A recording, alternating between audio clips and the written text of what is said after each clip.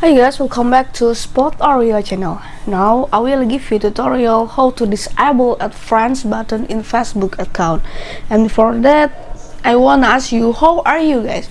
So don't miss out our videos. Don't forget to like, share, and subscribe to this channel. And let's start it.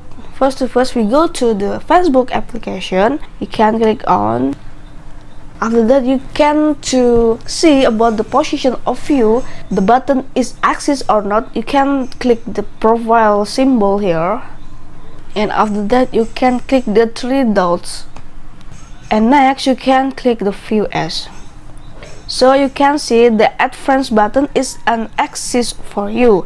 So how to disable it? You can go back to the settings, scroll until you meet the how people find and contact you. Click on, and the first one, you can send you friend request. You can click here and you change friends of friends. Okay, we go back to the profile to see this is work or not.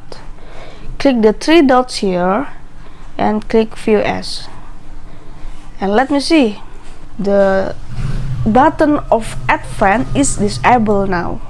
Okay, this is a tutorial how to disable add friends button in Facebook account. I hope this video is useful for you, and thank you.